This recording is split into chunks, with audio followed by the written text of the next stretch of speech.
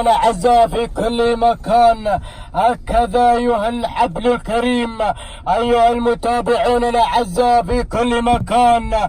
هنا على بركة الله ويحضر الشوط الرئيسي للإبكار المشتركات من المسافة المعتمدة من اللجنة المنظمة، ألا وهي 1500 متر. متابعينا الأعزاء، نشكر جميع الداعمين لهذا الميدان، نشكر جميع اللجان المنظمة لهذا الميدان الذين يقدمون ما هو جديد على أرضية هذا الميدان. على بركة الله ينطلق الشوط الأول الرئيسي. أتقدم بداية مع المركز الأول ومن تتواجد العشوة عبد الله بن عليان الجهني من يقدم العشوة مع المركز الأول. المركز الثاني متابعين الكرام لحظات ونعلن المركز الثاني،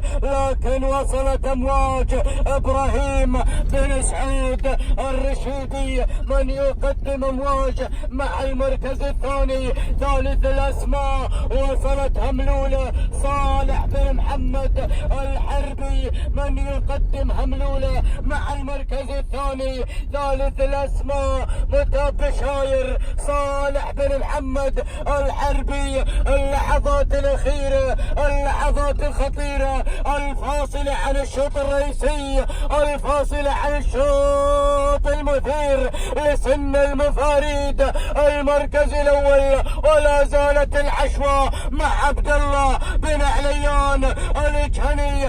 أما المركز الثاني والخطورة من أمواج إبراهيم بن سعود الرشيدي من يقدم أمواج مع المركز الثاني. ثالث التحديات وصلت بشاير صالح بن محمد الحربي، لكن العودة إلى العشوة، العودة إلى ابناء الميدان، العودة إلى عبد الله بن عليان الجهني مع الشوط الرئيسي اللي غادر، اللي راح بالشوط. لكن حذاري من المركز الثاني من تتواجد أمواج إبراهيم بن سعود الرشيدي، أمواج العشوة، أمواج اللحظات الأخيرة، اللحظات الخطيرة، لكن أمواج إبراهيم بن سعود الرشيدي المركز الثاني العشوة.